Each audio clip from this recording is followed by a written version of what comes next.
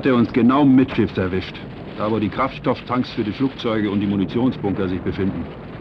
Es war wie ein Vulkanausbruch. In wenigen Augenblicken war das ganze Schiff in Rauch und Flammen gehüllt. Und dann kam auch schon der zweite. Der suchte sich die Intrepid als Ziel aus. Kamikaze. Das letzte verzweifelte Aufbäumen Japans gegen die drohende Niederlage. Opfertod tausender junger Flieger zur Rettung des Vaterlandes. Sie waren zum ersten Mal in der Schlacht um den Leyte-Golf aufgetaucht, hatten sich mit ihren Flugzeugen als lebende Bomben auf die feindlichen Schiffe gestürzt und waren in den Flammen umgekommen. Viele von ihnen hatten ihre Ziele nicht einmal erreicht, sie wurden vorher abgeschossen. Und ihre mit Sprengstoff vollgeladenen Maschinen explodierten, wenn sie aufs Wasser aufschlugen.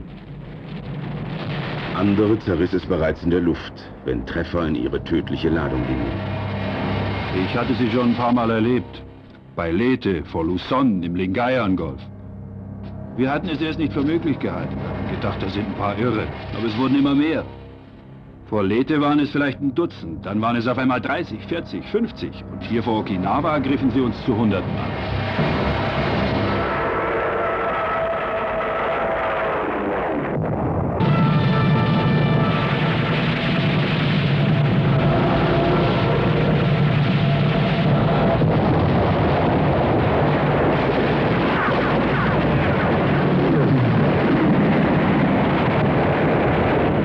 Kamikaze, göttlicher Wind.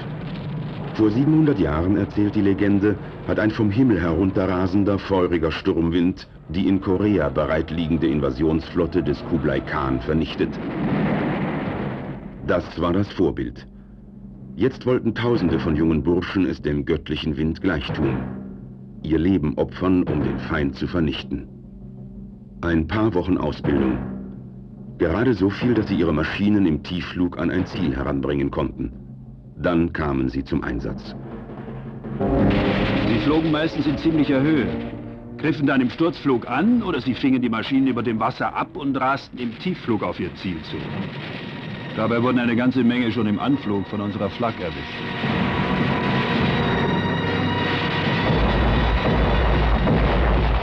Sie hatten bald gemerkt, dass sie an unsere großen Pötte nur schwer herankamen und konzentrierten ihre Angriffe mehr und mehr auf die kleineren, die Begleitschiffe, Zerstörer und so. Aber die waren eigentlich den Einsatz nicht wert.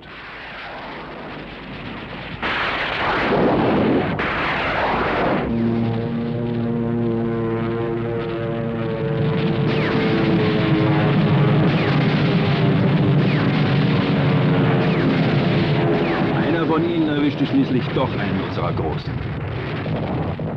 Das war für sie das Zeichen für einen Massenangriff. Wie Fliegenschwärme fielen sie über uns her. Von allen Trägern starteten die Abfangjäger.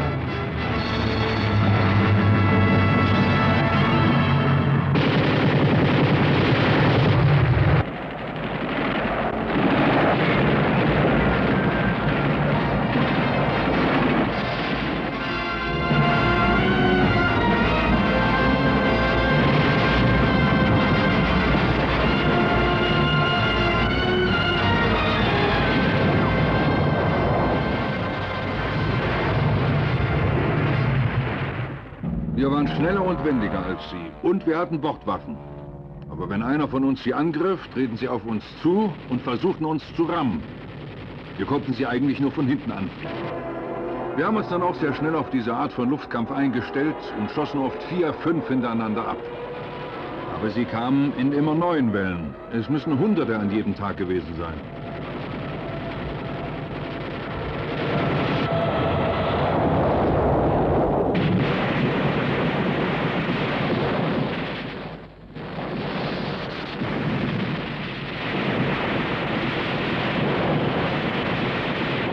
Später hörten wir, dass höchstens 10% von ihnen ihre Ziele erreicht haben. Aber auch die 10% waren schon zu viel.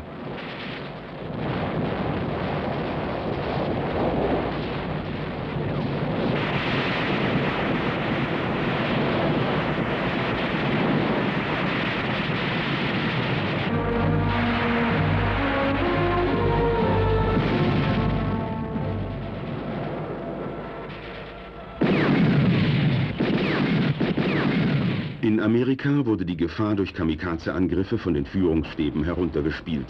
Man wollte keine Panikstimmung aufkommen lassen. Aber die Pazifikflotte hat durch keine Feindwaffe schwerere Verluste erlitten als durch dieses fanatisierte Selbstmordgeschwader. Flaggschiff der Pazifik-Kampfgruppe 58 vor Okinawa war die Bunker Hill, der modernste, schnellste und bestbewaffnete Flugzeugträger der US-Flotte. Bisher war noch kein Kamikaze-Angriff gegen sie geflogen worden, aber das konnte nur eine Frage der Zeit sein.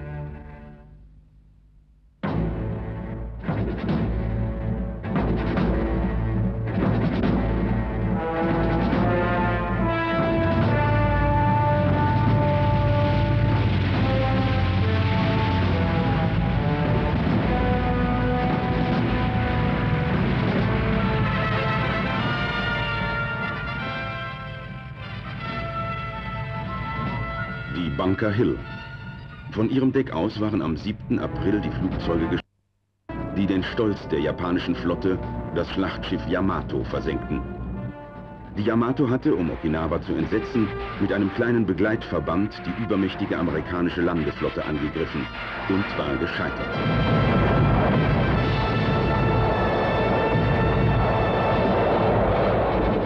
Wenige Stunden später waren die Kamikaze da. Sie kamen in ganzen Schwärmen, wurden abgeschossen. Kaum waren sie aufs Wasser aufgeschlagen, tauchten am Horizont die nächsten auf.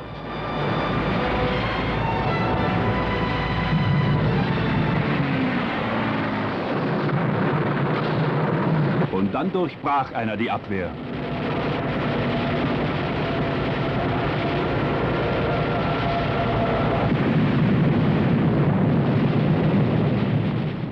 Er hatte uns genau mittschiffs erwischt. Da, wo die Kraftstofftanks für die Flugzeuge und die Munitionsbunker sich befinden. Es war wie bei einem Vulkanausbruch. In wenigen Augenblicken war das ganze Schiff in Rauch und Flammen gehüllt.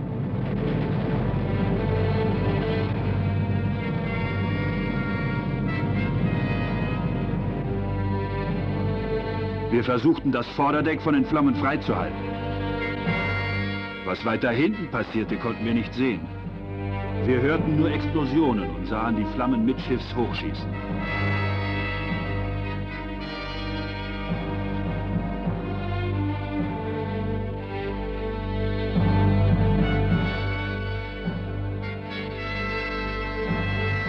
Dann kam Seitenwind auf und trieb die Rauchschwaden für einen Augenblick auf See hinaus.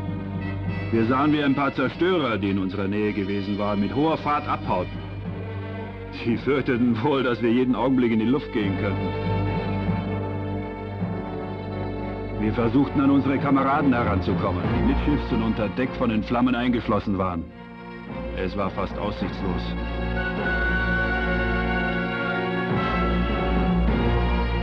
Aber dann schafften wir es doch, über einen der Niedergänge eine ganze Anzahl von ihnen herauszuholen. Sie waren fast alle verletzt und viele haben wir liegen lassen müssen, weil neue Explosionen uns zurücktrieben.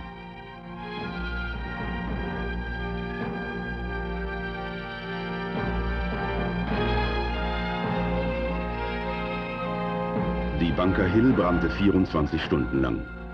Aber die Männer an Bord schafften es, sie über Wasser zu halten. Sie war nur noch ein Wrack, aber sie schwamm noch. 660 Tote und Verwundete hat der Kamikaze-Angriff auf die Bunker Hill gefordert. Doch kein einziger der großen Flugzeugträger ist durch einen der Todesflieger versenkt worden.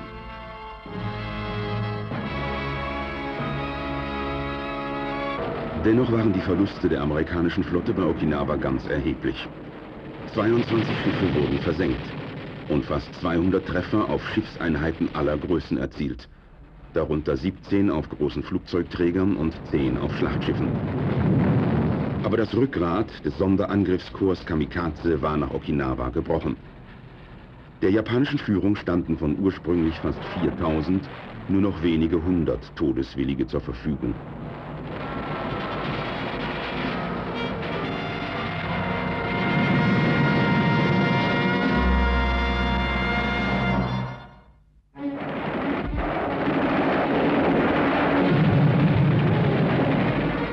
Die Flugabwehrgeschütze der Flotte hatten gute Chancen, wenn sie einen Kamikaze bereits im Angriffsanflug auffassten.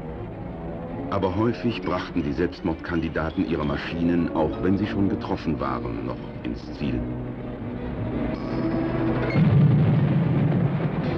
Weit wichtiger war es, die Todesflieger schon abzufangen, bevor sie auf ein Ziel zustürzten. Und das war Aufgabe der auf den Trägern stationierten Jäger.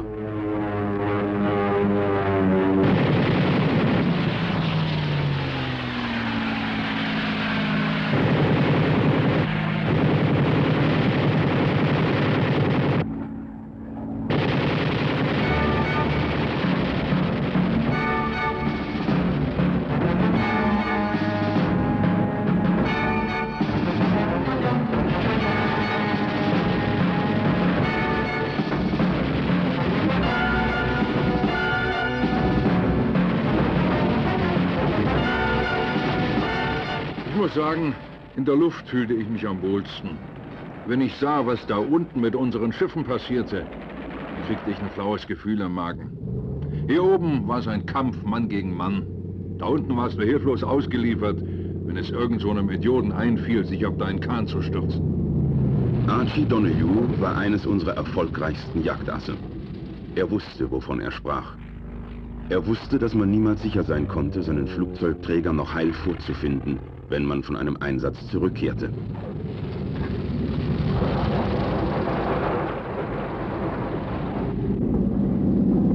Und er wusste auch, wie schwierig es war, auf dem briefmarkengroßen Landedeck niederzugehen, wenn an der Maschine irgendetwas nicht mehr stimmte.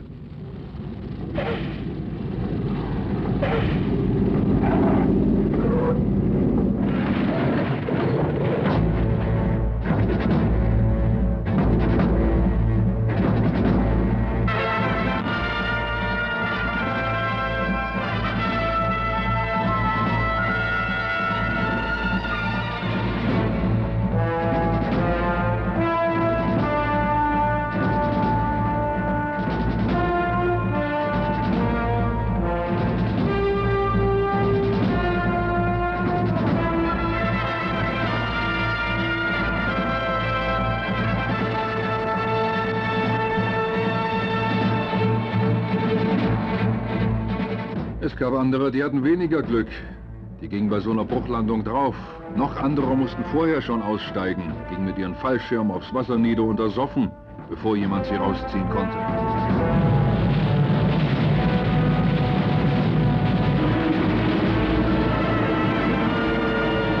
Nachdem die Bunker Hill ausgefallen war, war die Intrepid an der Reihe.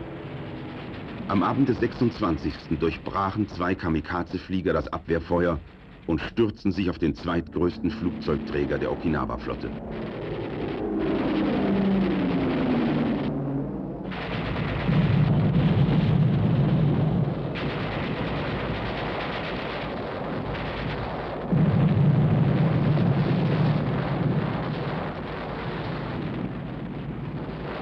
Die Japaner hatten inzwischen gelernt, auch nachts anzugreifen.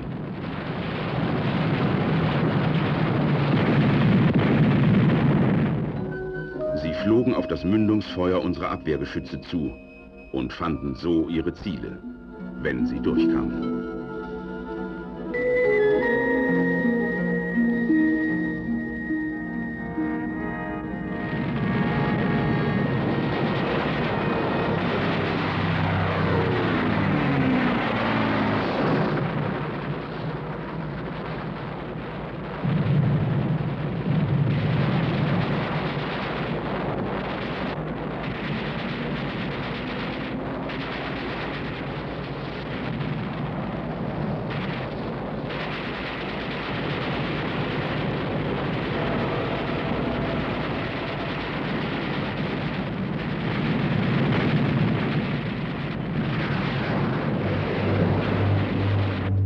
Zwei Zerstörer und 4 Hilfsschiffe gingen in dieser Nacht verloren.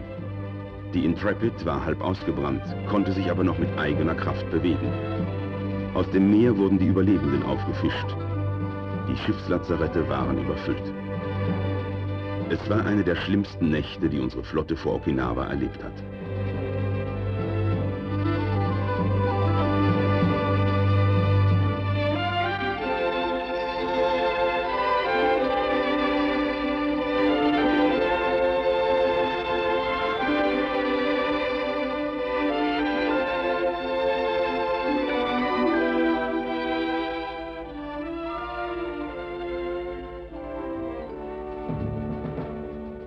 Die amerikanische Marine hat insgesamt durch Kamikaze-Angriffe 34 Schiffe verloren.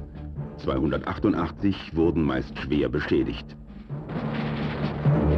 Zum Sonderangriffskorps Kamikaze, das im Sommer 1944 aufgestellt wurde, meldeten sich über 20.000 Freiwillige. 4.000 von ihnen wurden ausgesucht, ihr Leben für das Vaterland zu opfern. Zum Einsatz kamen 2.514. Es begann in der Schlacht um den Leyte-Golf, erreichte seinen Höhepunkt in den Kämpfen um Okinawa und endete im Juli 1945 mit dem letzten Kamikaze-Angriff vor der japanischen Küste. Die Idee des Kamikaze ist uralt. Es hat sie zu allen Zeiten und bei allen Völkern gegeben. Den Japanern blieb es vorbehalten, sie zum heldischen Massenselbstmord hochzustilisieren.